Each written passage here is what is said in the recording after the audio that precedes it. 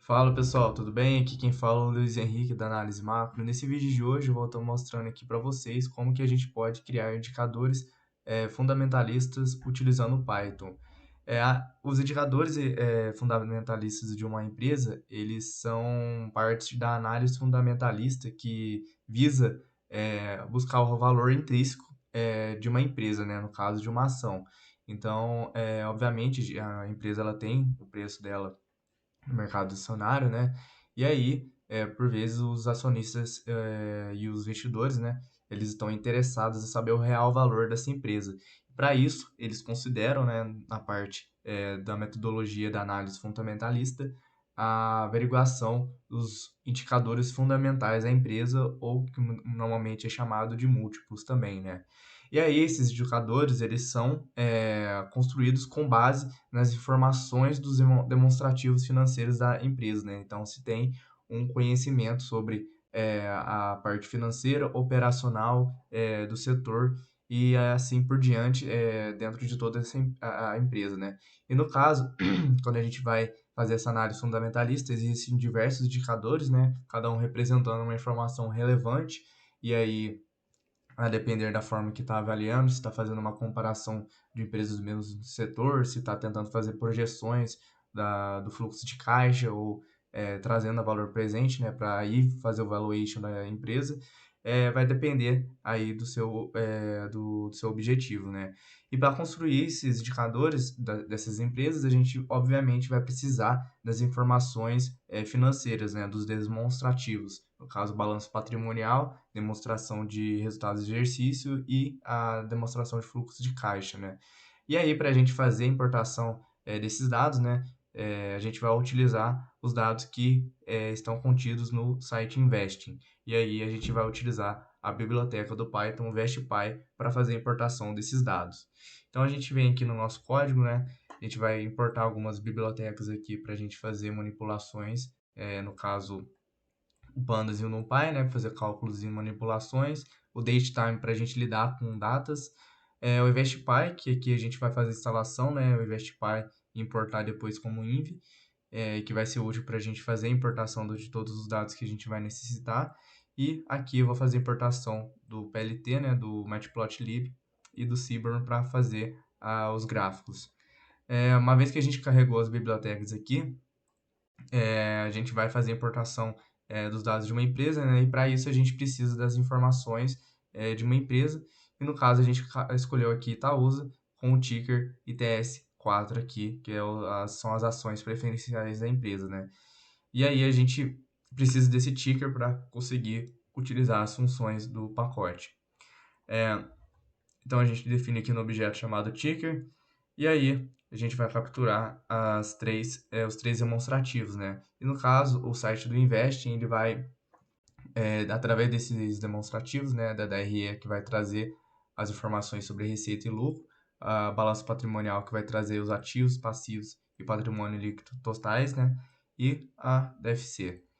Então, primeiro a gente vai pegar aqui, esse bloco aqui de código, as informações sobre a DRE, né? Orientando aqui para um objeto chamado ITS DRE. E aí a gente vai utilizar o pacote InvestPy, com aqui inv ponto. A função que a gente vai precisar para trazer essas informações é a get stock financial summary. E aí, dentro da função, a gente vai colocar o argumento stock, que vai ser o argumento para a gente colocar aqui o ticker nosso, né? Vai ser o ITS4. O country, que vai ser a informação do país que a gente vai pegar, né? No caso, Brasil, e aqui em inglês, com Z. Summary type, que vai ser basicamente a demonstrativo que a gente vai coletar. Então, no caso, como a gente quer balanço patrimonial, desculpa, demonstração de resultado, a gente vai colocar aqui income statement. E aí o período vai ser annual para pegar dados anuais. Se eu quisesse dados trimestrais, seria quarterly. Nos casos, eu importei os dados da DRE, né? Deixa eu carregar os pacotes aqui.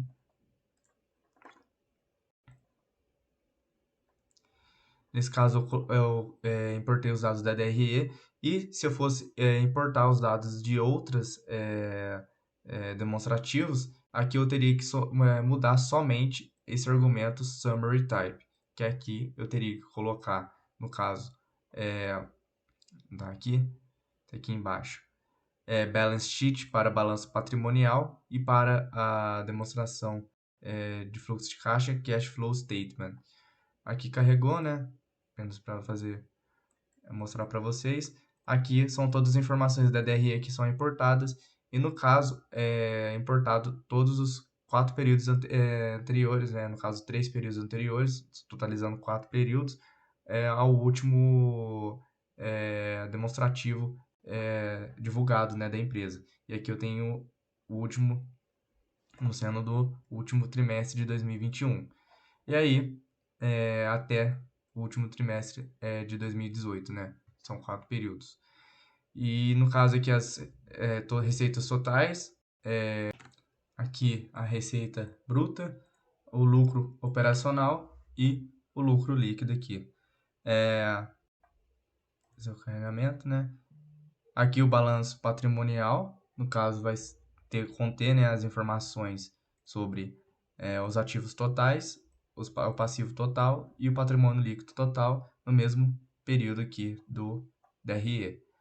E aí a gente não vai utilizar, né, a DFC, mas eu importei aqui, utilizando Cash Flow Statement em Summary Type.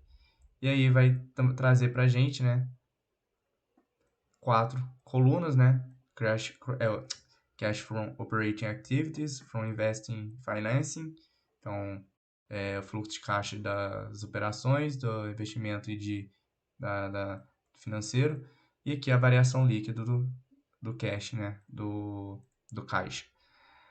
Então a gente tem todas as informações das empresas, né, dos dados financeiros da empresa, e aí a gente vai poder criar alguns indicadores a partir desses dados. E no caso eu escolhi 3 indicadores aqui, né, sem critério nenhum, apenas para mostrar para vocês como a gente pode fazer, criar, né, esses indicadores aqui. E aí, o primeiro que eu trouxe aqui é o Return on Equity, que é o retorno sobre o patrimônio, que vai medir a rentabilidade sobre o capital da empresa. Então, basicamente, vai mostrar a eficiência da empresa em utilizar os recursos próprios que ela tem. E aí, como é uma razão, né, é o lucro líquido sobre o patrimônio líquido, a gente tem uma forma de crescimento em termos percentuais. E aí, a gente vai utilizar aqui os dados da Itaúsa, né? E para isso eu vou pegar os objetos que eu criei anteriormente, então é TSDRE, antes eu coloquei aqui balance sheet igual TSBS. Eu vou selecionar a coluna aqui que vai conter a informação do lucro líquido, que é o net income, e aqui no balance sheet, balanço patrimonial, eu vou selecionar a coluna que vai ser o patrimônio líquido e vou fazer a divisão aqui. Por fim, eu faço a multiplicação por 100 e aí eu obtenho aqui, em classe series, os resultados sobre meu return on equity, aqui da ETS4. Outro tipo de indicador que eu posso construir é a ROA, né, que vai falar sobre retorno sobre os ativos, vai medir a rentabilidade da empresa em relação aos seus ativos, então basicamente mede a eficiência dos ativos para gerar lucro, né? E aí, diferente do ROI, né, que vai fazer sobre os recursos próprios, ela vai mostrar nas informações que ela tem que com a alavancada a empresa está, porque os ativos totais eles vão incluir a quantidade de capital emprestado para ela fazer as suas operações. E aí aqui eu tenho a fórmula, né, lucro líquido dividido por ativos totais. Aqui eu defino o ROA como a coluna da DRE Net Income dividido por Total Assets da meu objeto do balanço patrimonial, né, do balance sheet, e multiplico por 100, que eu tenho os valores em termos percentuais. Existem indicadores, né, construídos com o objetivo de fazer a análise das ações, né, em relação ao preço da ação, para fazer uma comparação, basicamente, para saber se os investidores eles vão ou não comprar a ação da empresa. E aí, para a gente conseguir fazer algumas análises sobre isso, a gente vai precisar de informações sobre a quantidade de ações que a empresa possui em circulação. E para isso, eu vou precisar da função getStockInformation, que vai trazer diversas informações sobre a ação, né? E aí eu vou ter que utilizar meu ticker aqui em estoque, o país e a USJZone aqui como false para retornar o data frame. Aí eu salvo no objeto aqui ITSA, e das informações coletadas a gente vai precisar apenas dessa coluna aqui de shares outstanding, que vai ser o número de ações no mercado, né, em circulação. Então a gente tem aqui, né, como que está definido essa coluna. E aí a gente vai poder fazer o cálculo de três indicadores aqui, que vai ser o primeiro, lucro por ação, o LPA, que vai medir a rentabilidade por ação por cada ação que possui em circulação. Então, como uma medida de valor, né, por cada ação, a gente vai ter que calcular o lucro líquido dividido aqui por as ações em circulação. Também é necessário, né, o lucro por ação para a gente fazer o cálculo posterior ao PL, que eu vou mostrar aí adiante. Então, aqui eu tenho a minha coluna de net income como lucro líquido, e aqui eu vou multiplicar por esse valor aqui, porque ela não está na mesma medida, né, que as ações, é o número de ações. Então, eu estou apenas colocando no mesmo tipo de medida. Em seguida, eu vou é uma coisa importante que eu estou pegando a coluna aqui, e aí eu vou pegar os valores dessa coluna para conseguir fazer essa divisão aqui no Python, certo? Então, a gente obtém aqui o LPA da ação. Em seguida, a gente vai poder calcular o lucro, o preço por esse lucro, né? No caso aqui eu falei que era 3 indicadores, mas são 2 indicadores, tá? Então, a gente vai poder agora calcular o preço-lucro da empresa, que vai ser utilizado esse indicador, né, para saber se o preço das ações da empresa está caro ou está barato. E, teoricamente, ela vai indicar o número de anos que a gente teria para recuperar o capital investido nela. A fórmula segue igual a essa, que vai ser o preço de mercado da ação dividido pelo LPA. E como a gente vai precisar do preço, né? No caso, o Investipar ele permite que a gente consiga extrair o preço de mercado da ação também. E no caso, a gente vai tornar o nosso código mais automático possível, né? E aí a gente não vai definir manualmente a data aqui que a gente vai precisar para coletar os preços das ações, né? Em vez disso, a gente vai colocar as datas que estão definidas no balanço e nas informações dos demonstrativos que a gente coletou anteriormente. E para isso, a gente vai colocar aqui, né? Pegar a data frame que a gente fez do TSDRE, colocar o index, menos 1, que vai trazer para a gente o primeiro valor do índice desse data frame, que vai ser a data de início que a gente vai obter. Em seguida, eu coloco aqui strftime, que vai ser basicamente um método para criar em forma de string, né? Essa data, porque ele está em formato de timestamp. E eu defino o formato aqui, dia, mês e ano, porque é o formato que a função aceita. O mesmo eu faço aqui para data de fim, colocando aqui 0 no index para pegar a última data do valor e fazendo aqui com o método strftime para mudar o formato do valor. Então a gente tem aqui a data de início e a data de fim. Uma vez definidos, a gente vai utilizar a função getStockHistoricalData com o argumento stock igual a ticker, country igual a Brasil, from date o start, to date e o end aqui, beleza? Por fim, a gente vai importar os preços, né, na data aqui que a gente fez anteriormente.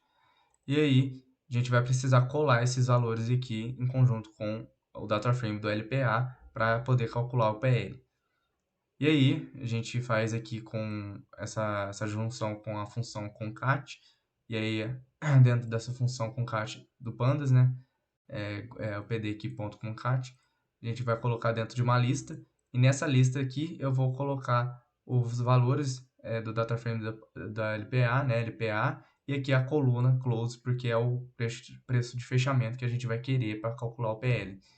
Aqui a gente coloca x igual a 1, que vai se referir à coluna que a gente está colando, e aí a gente junta em PL. Em seguida, a gente vai precisar retirar os dados faltantes, né? Ou melhor, colocar os dados faltantes, porque o LPA ele possui aqui apenas 4 valores, e o preço de fechamento aqui possui 744, então a gente precisa fazer a imputação desses dados do LPA no restante do do preço aqui para calcular o PL. E aí a gente faz isso com fill_na, coloca aqui o método fffill e o inplaceTrue para completar esses dados faltantes. Em seguida a gente vai ter alguns dados faltantes, né? E aí a gente vai lá e retira eles com dropNA. Por fim, a gente vai fazer a renomeação das colunas, colocar um nome mais interessante e calcular o PL aqui como o preço dividido pelo LPA, e aí a gente vai obter o PL diário aqui da ação da Itaúsa. Por fim, a gente plota aqui o resultado, né? A gente vê ao longo do tempo como que foi o indicador, né? Como se comportou, né? E a gente chega aqui no nosso último indicador. Existem diversos outros indicadores que a gente consegue coletar, né? E também calcular com o InvestPy. É basicamente isso. Um abraço a todos e até a próxima.